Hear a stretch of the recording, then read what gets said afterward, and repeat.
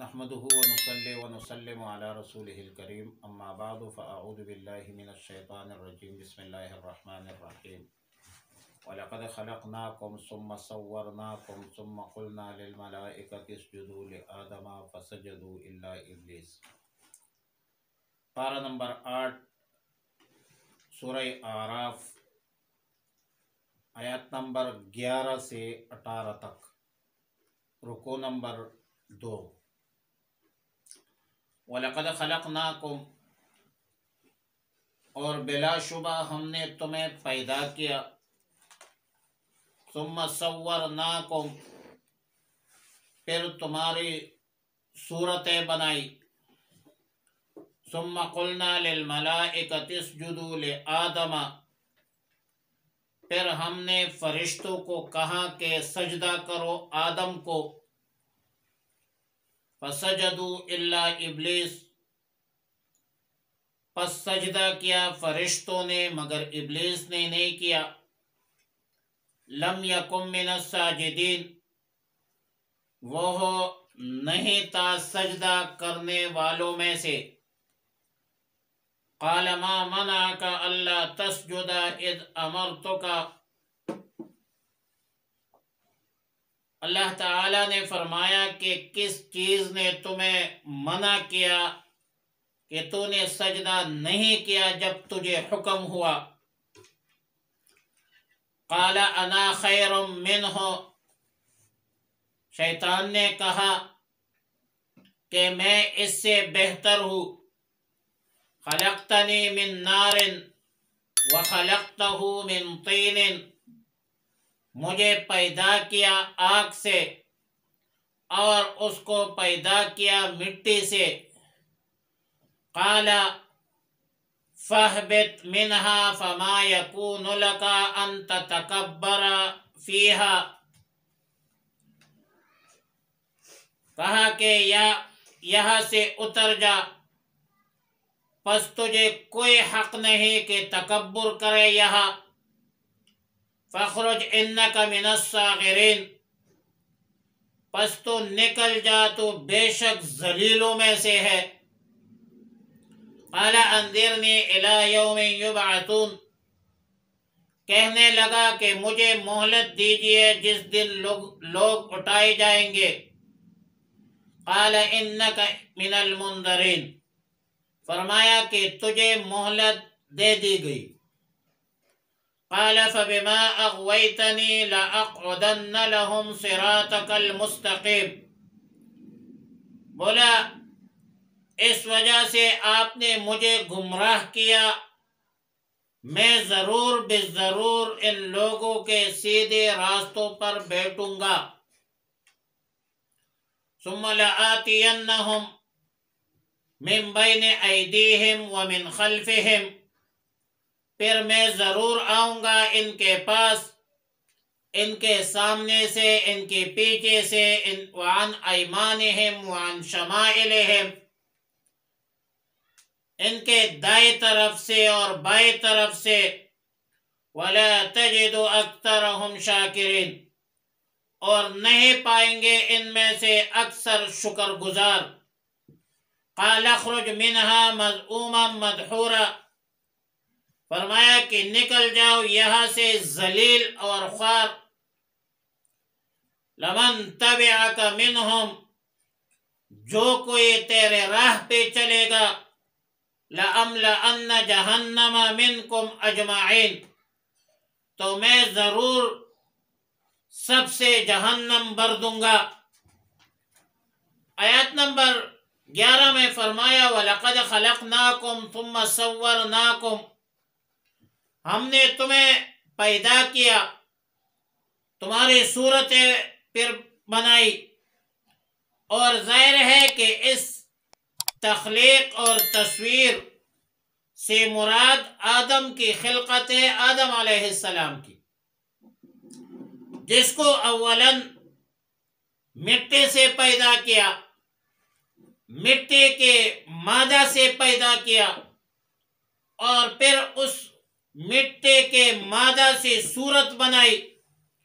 اور وہی صورت ابن آدم اور اولاد آدم ذریت آدم کی ہے۔ سورہ 3 میں ہے لَقَدْ خَلَقْنَا الْإِنسَانَ فِي أَحْسَنِ تَقْوِيمٍ۔ خلقت اور صورت کے بعد اللہ تعالی نے اس میں روح پونک دی، ایک عقل مند جاندار بن گیا، پھر تعلیم دی،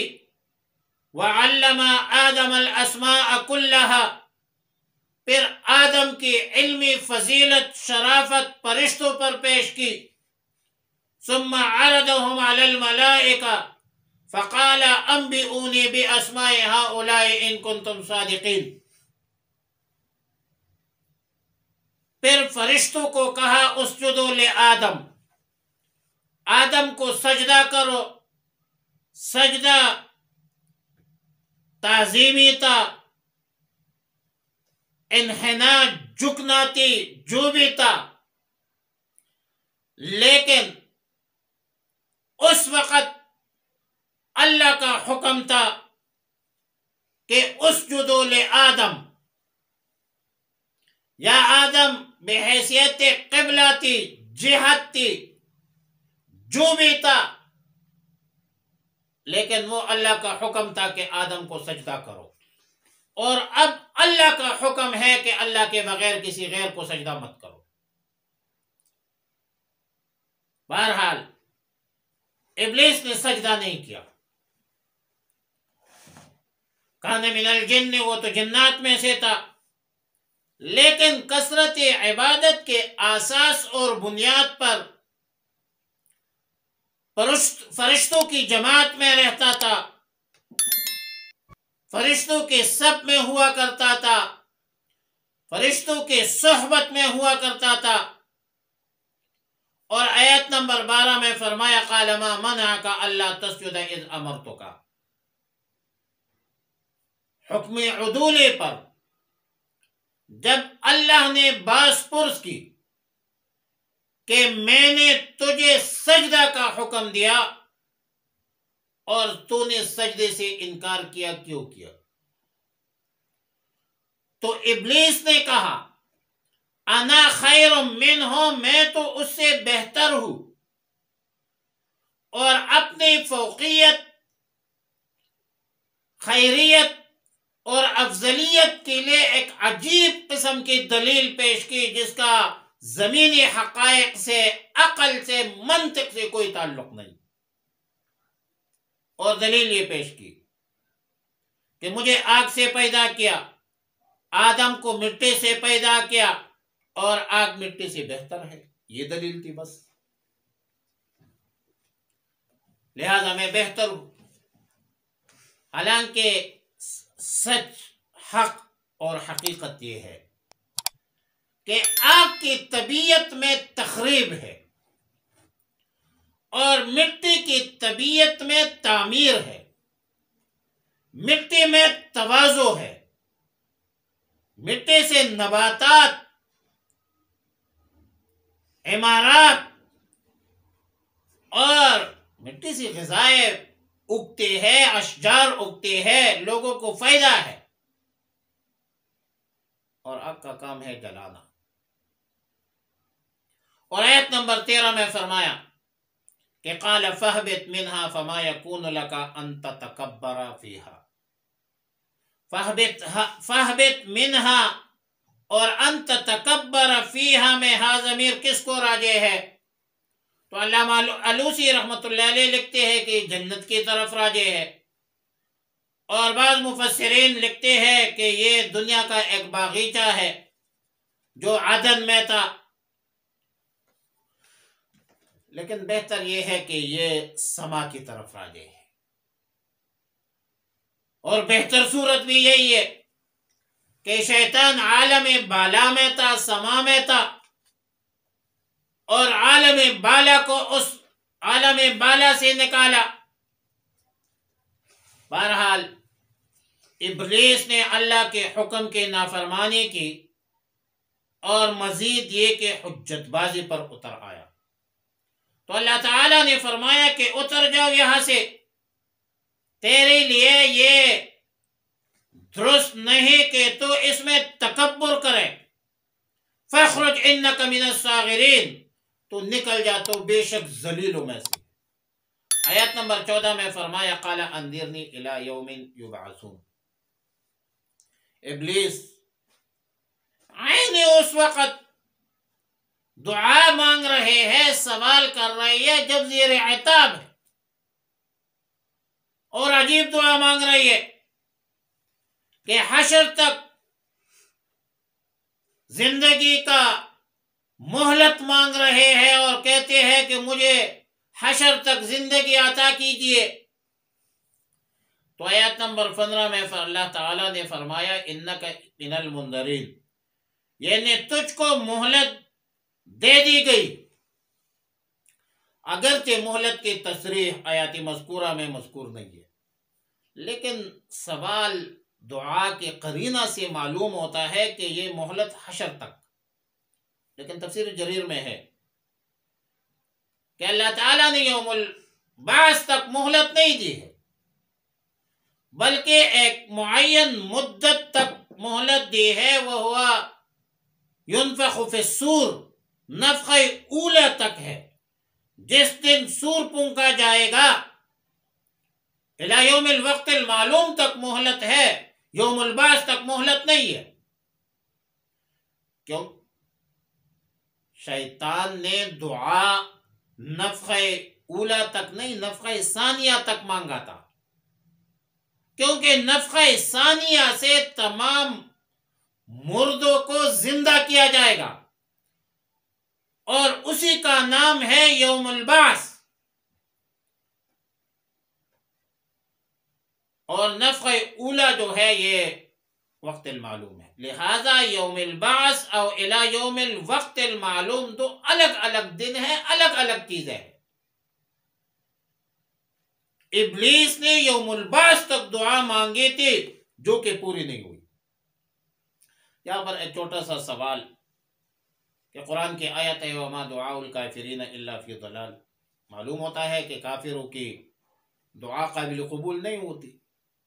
لیکن ابلیس کی دعا تو قبول ہوئی ہے، تو پھر آیت کا مطلب کیا ہے وما دعاء الکافرین الا فی ضلال کا؟ تو جواب یہ ہے کہ اس آیت کا تعلق آخرت سے ہے۔ وما دعاء الکافرین الا فی ضلال، یہ آخرت کے ساتھ متعلق ہے، اور دنیا میں دعائیں قبول ہوتی ہے کافروں کی بھی۔ آیت نمبر 16 میں فرمایا قال فبما اغویتنی لاقعدن لهم صراطک المستقیم۔ جب اللہ تعالیٰ نے ابلیس کی دعا قبول کی تو ابلیس نے اپنی کینہ، حسد، بغض، دشمنی کا اظہار کیا، اور اللہ کے بارگاہ میں قسم اٹھایا کہ میں آپ کی عزت کی قسم کھاتا ہوں کہ میں ان سب کو ضرور بے ضرور گمراہ کروں گا، اور میں آپ کے سیدھے راستے پر بیٹھوں گا اور ان کو گمراہ کروں گا۔ اور آیت نمبر 18 میں فرمایا ثم لآتینہم من بین ایدیہم، میں ان کے پاس ضرور آؤں گا، ان کے سامنے سے، ان کے پیچھے سے، ان کے دائیں سے، ان کے بائیں طرف سے، اور آپ ان میں سے اکثروں کو شکر گزار نہیں پائیں گے۔ ابلیس نے بنی آدم کو بہکانے اور گمراہ کرنے کے جو 4 جہاد کا ذکر کیا، اور مطلب یہ ہے کہ حتی الامکان کوشش کروں گا جہاں تک ہو سکے میں عالم انسانیت کو گمراہ کروں گا، کیونکہ یہ متقابلین کا ذکر ہے، اور متقابلین کا ذکر استغراق کے لیے ہوتی ہے، ذکر متقابلین مفید للاستغراق ہوتی ہے۔ ہاں استثناء ہے الا عبادک منہم المخلصین، مخلص صالحین ایماندار لوگوں کو شیطان گمراہ نہیں کر سکتے۔ آیت نمبر 18 میں فرمایا قال اخرج منها مذءوما مدحورا، یہاں سے نکل جا ذلیل اور خوار، اور بنی آدم میں سے جس نے بھی تیرا اتباع کیا تو تم سب کو سب سے میں جہنم بھر دوں گا۔ اور ایک نقطہ یاد رکھ کے کہ آیت نمبر 13 میں فرمایا فخرج انک من الصاغرین، اور آیت نمبر 18 میں فرمایا فخرج منہا مذءوما مدحورا، مطلب 2 مرتبہ فخرج کا لفظ آیا ہے، نکل جانے کا حکم دیا گیا ہے۔ تو آیت نمبر 13 میں کلام تجویز پر محمول ہے، اور یعنی تجویز خداوندی ہے، اور آیت نمبر 18 فخرج مذءوما مدحورا یہ تعمیل اور تنفیذ پر محمول ہے، کذا فی بیان القرآن۔